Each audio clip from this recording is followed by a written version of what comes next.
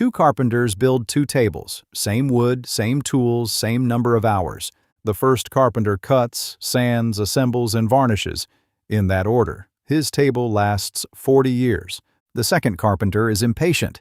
He varnishes the wood first, because varnish is the part everyone sees.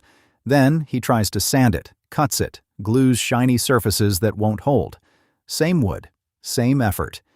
His table wobbles for a decade, and then it's firewood. Nobody told him the steps were in an order. That's money in America, friend. It's not that people don't work hard enough on their finances, it's that almost everyone is varnishing first. I'm Arthur, 30 years in an ordinary job, retired at 52, and I spend my mornings in a woodshop, which explains the carpentry, and explaining what nobody explained to me, which explains this channel. Honest note, this channel uses AI tools for voice and visuals, and nothing here is financial advice. Principles, not prescriptions. All right. Today, I'm giving you the 7 steps of building wealth, in the exact order they work. And here's the loop I'll close at the end. The step almost everyone puts first, the one our whole culture treats as step 1, is actually step 7, dead last. And doing it first is quietly costing people 6 figures. See if you can guess which one it is before I tell you. Let me confess my own backwards years, so you know I'm not preaching from a mountain. At 34, I was doing 3 financial things at once, and I was proud of all 3. I was paying extra on the house every month because that's what responsible men did. I was keeping a credit card balance at 19% interest because everyone has one. And I was contributing nothing to my retirement plan at work, even though the company matched contributions, because retirement was a problem for a future Arthur. Look at that list. I was earning a guaranteed loss of 19%, refusing a guaranteed gain of 100%, and locking every spare dollar into drywall. Every individual action felt virtuous. The order made the whole thing a machine for staying poor. That's the trap of order. Bad order doesn't feel like a mistake. Every step feels responsible. The damage only shows up in the total, years later, when the table wobbles. An accountant I worked with, you'll hear about her again, looked at my situation over lunch and said one sentence I've never forgotten. "Arthur, you don't have a money problem, you have a sequence problem." 7 steps. Here's the sequence. Step 1. Get $1,000 into a savings account as fast as you humanly can. Sell something, work a weekend, pause every extra. Not 6 months of expenses. Not the full emergency fund the internet yells about. $1,000. Here's why this comes first. Before debt, before investing, before everything. Without a cash buffer, every surprise becomes debt.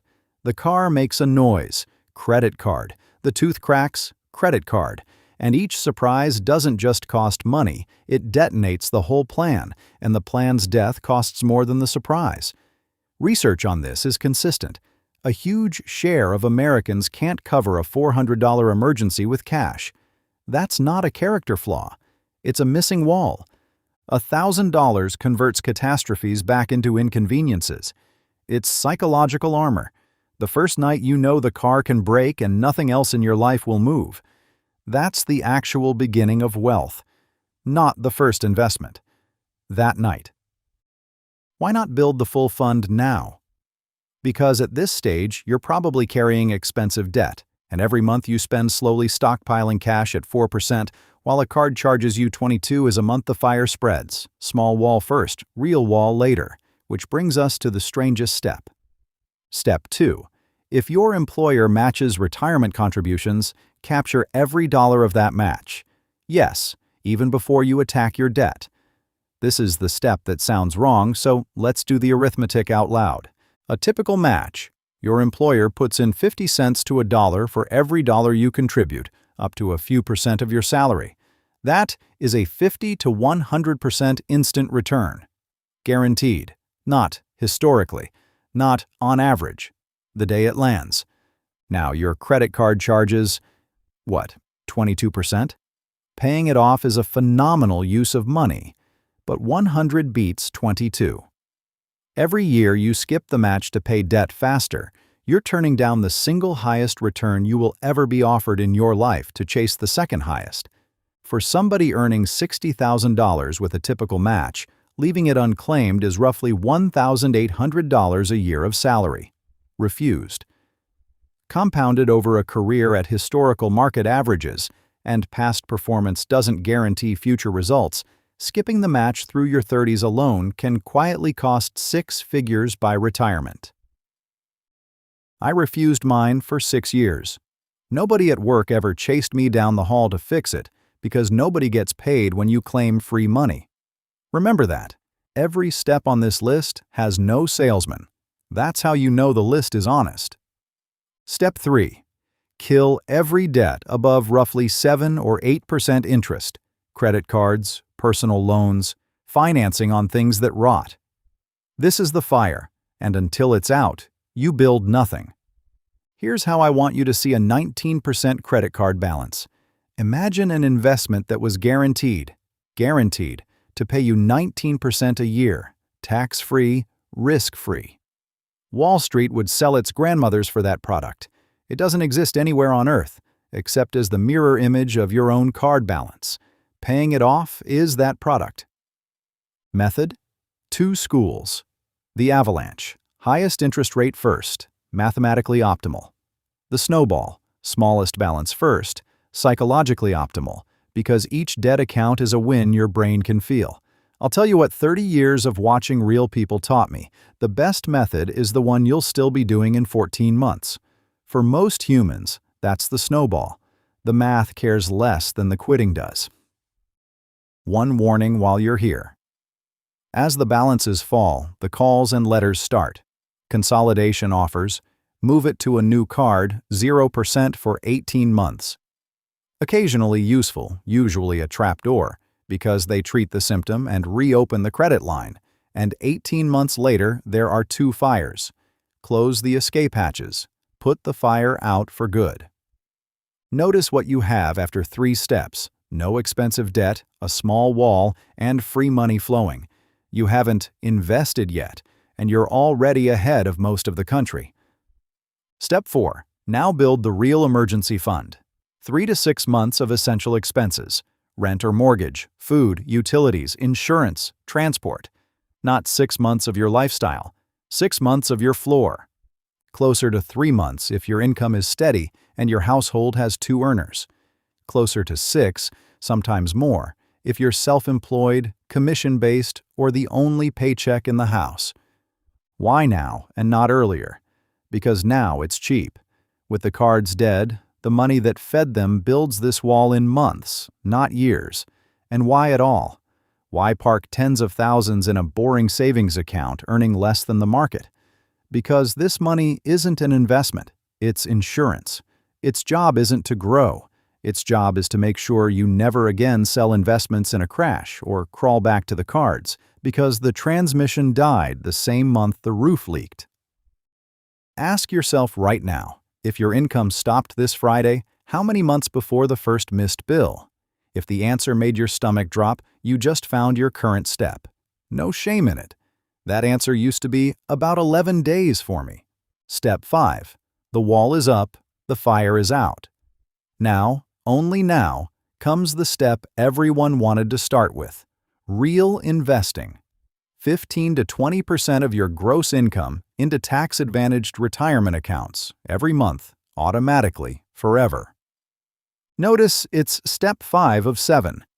The culture sells investing as step 1 because investing is where the industry gets paid. Nobody runs Super Bowl ads for emergency funds. I won't tell you what to buy. Not my job. And anyone on YouTube who names a specific product for a stranger is selling something. But I'll tell you the 3 principles that 30 years proved to me. Boring beats brilliant. Broad, diversified, low-cost, index-style investing has historically outrun the vast majority of professionals trying to be clever. Past performance, again, guarantees nothing. Automatic beats disciplined. The transfer that happens without your permission on the 1st of the month will beat your willpower every February. And time beats timing. The market's best days hide right next to its worst ones, and the people who jump out reliably miss both. 15% of a $60,000 salary is $750 a month. At historical average returns, 3 decades of that is on the order of $1 million. That sentence is the entire engine of this list. Everything before it exists to protect it. Everything after it is optional. How big does the engine eventually need to get? That's the napkin math. Spending times 25, and I've got a whole video on it. Step 6. With the engine running, build the in-between money, investing and saving outside retirement accounts for the life between now and 65. This is the step for the goals with dates on them. The kid's college, the sabbatical, the someday business, the retiring at 52. This step is where mine came from. Retirement accounts are magnificent, but most of them lock the doors until your 60s. Step 6, money, is the money with no lock. It's also the calmest step, and that's by design. By the time you're here, there's no fire, no missing wall, no unclaimed match. Money at Step 6 has no emergencies left to fund. It just quietly accumulates options. And options, friend, are the actual product wealth makes, not yachts. Options. And Step 7. Last step, paying off the mortgage early, the renovations, the upgrade to the bigger place. Did you guess it? This is the one, the step our whole culture puts first, the varnish. Now hear me carefully, because this is not anti-house. I paid mine off, and the morning I did it, I stood in the yard like the king of a very small kingdom. A paid-off house is a magnificent thing, as Step 7. A low-rate mortgage is some of the cheapest money you'll ever hold.